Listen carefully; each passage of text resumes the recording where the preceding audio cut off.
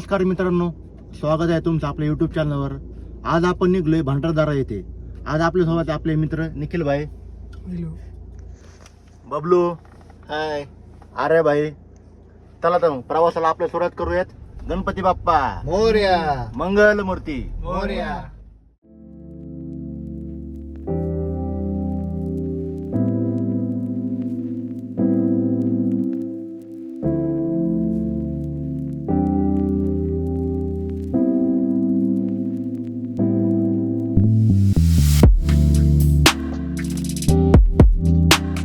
मित्रांनो, राजूर गावातून पोहोचलोय. रात्री 3 वाजता नगर सोडलं होतं. आत्ता वाजलेत कमीत कमी 6:30. थोडा नाश्ता करून घेऊ काहीतरी.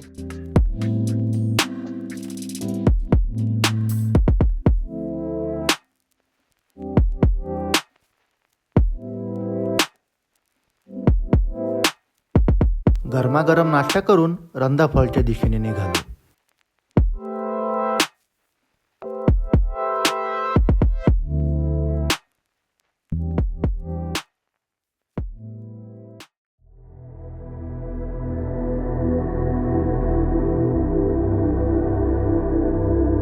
रंधाफळ तुम्हाला पहिल्यांदा त्याच्या आवाजाने भेटतो.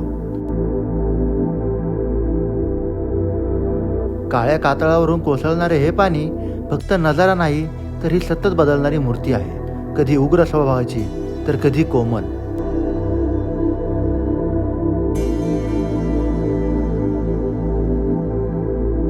पाण्याचे फवारे तुमच्या चेहऱ्यावर येतात आणि मन आपोआप शांत होतं. कधी कधी दृश्य दिसण्याआधीच आपण त्या धबधब्यात हरवतो. मित्रांनो, आता आमची स्पर्धा लागलेली. सगळ्यात जास्त कपची कोणच्या लांब जाईल. अरे शेवटी 2 नंबर.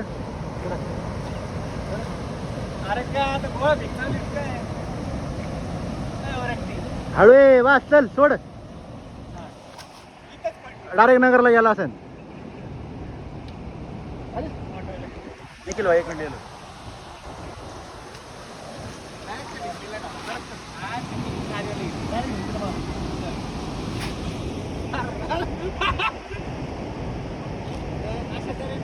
सॉरी, मोये मोये मोये मोये.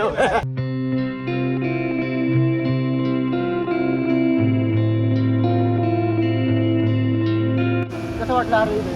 एकदम मस्त, लय भारी वातावरण राव. लय भारी वातावरण, मस्त फील होतं.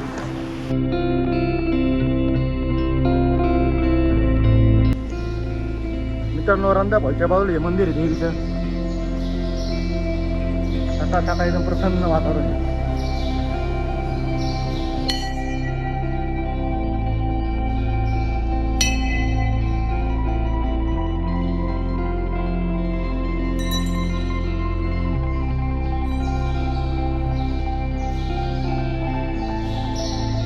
जय जगदंबे माता.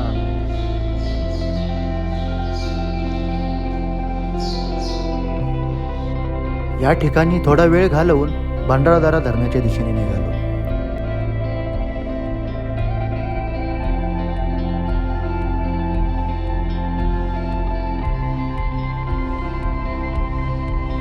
पावसाळ्यात कधी कधी धरण शांत असतं. गेल्या काही दिवसात पाऊस कमी पडल्यामुळे धरणाचे दरवाजे बंद होते.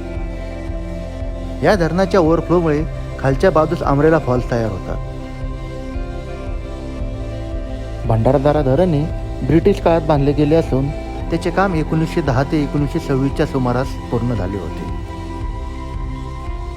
राज्य शासनाच्या 5 सप्टेंबर 2024च्या आदेशानुसार भंडारदरा धरणाचे नामांतर आद्यवीर क्रांतिकारक राघोजी भांगरे जलाशय असे करण्यात आले आहे.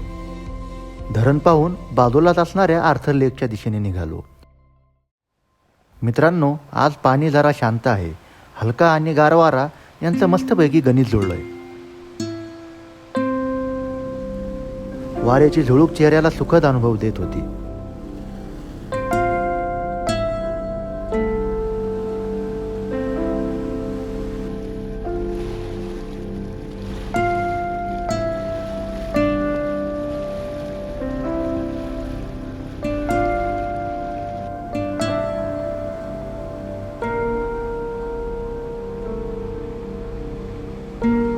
पाण्याच्या काठावर चालताना माझं प्रतिबिंब आरशासारखं पाण्यात दिसत होतं आणि प्रत्येक पावलावर ते बदलत होतं. आपल्या आयुष्यातही असंच काही होतं. एक छोटासा बदल आणि सगळं वेगळं दिसू लागतं.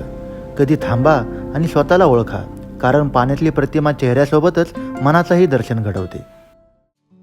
पाणी ओव्हरफ्लो नसल्यामुळे लांबूनच अमरेला फॉल पाहिला आणि हळूहळू पुढच्या दिशेने निघालो.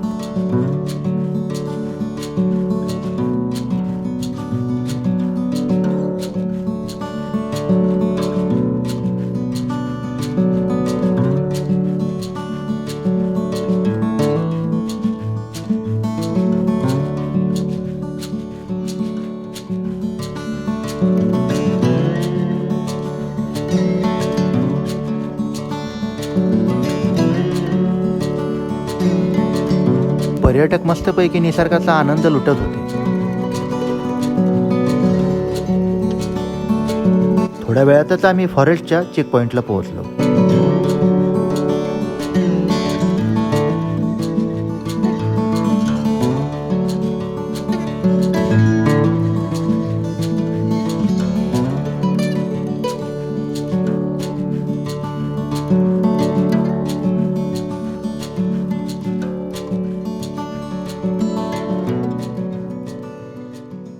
रेट 20 रुपये आणि आपल्या गाडीचे 100 रुपये, असे टोटल आपले 220 रुपये झाले. किती भाऊ? पर हेड किती? 30. गाडीचे 100. गाडी 100. टोटल किती झाले आपले? 220.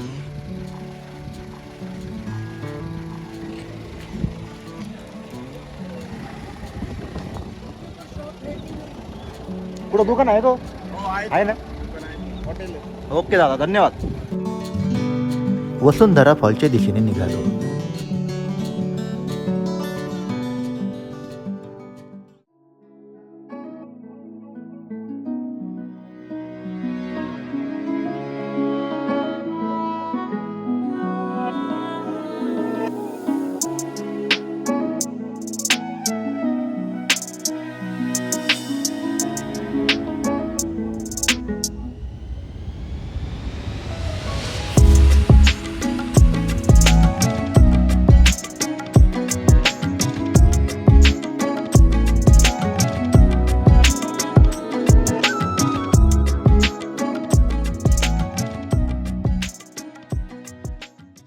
मित्रांनो, वसुंधरा फॉलमध्ये मस्तपैकी भिजलो एकदम.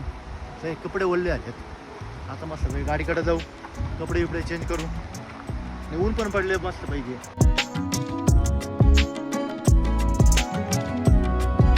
मित्रांनो, मस्तपैकी आता कपडे वगैरे चेंज केलेत. आता बघू थोडंफार जवळचे वॉटरफॉल फिरू आणि निघू आपल्या परतीच्या दौऱ्यावर. सकाळी गाडी आली तेव्हा काहीच नव्हतं राव. आता अचानक गर्दी वाढली.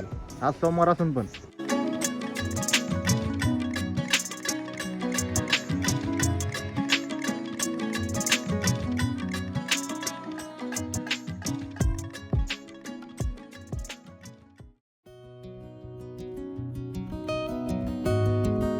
सह्याद्रीमध्ये लपलेलं हजारो वर्षे जुनं असलेलं हे अमृतेश्वर मंदिर.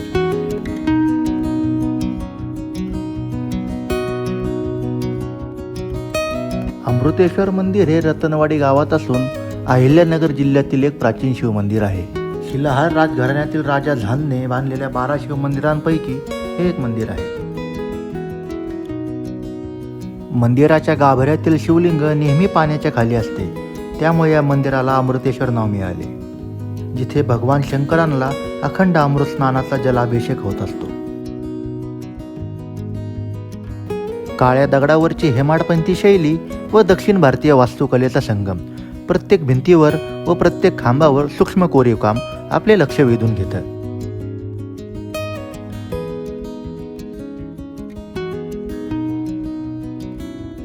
दगडामध्ये कोरलेली नाजूक नक्षी, पूर्वेला फुलं आणि अप्सरा, दक्षिणेला रामायण आणि महाभारताच्या गोष्टी, पश्चिमेला नृत्य करताना शिव आणि उत्तरेला दशावतार. प्रत्येक भिंत आणि प्रत्येक खांब इथे असलेल्या काळाची आणि भक्तीची गोष्ट सांगतो. मंदिराजवळ स्थानिक स्तरावर पुष्करणी नावाने ओळखली जाणारी बारव असून त्याची बांधणी चौकोनी आहे. यामध्ये उतरण्यासाठी 3 दिशांनी 3 पायऱ्यांची योजना केली आहे. आजूबाजूला अनेक उपमंदिरे आहेत. यामध्ये श्री गणेश आणि श्री विष्णूंच्या विविध रूपातील प्रतिमा आहेत. इतिहासाच्या खुणा मनात साठवून घराच्या दिशेने निघालो. आपला व्हिडिओ आवडल्यास लाईक करा आणि आपली प्रतिक्रिया कमेंट बॉक्समध्ये कळवा.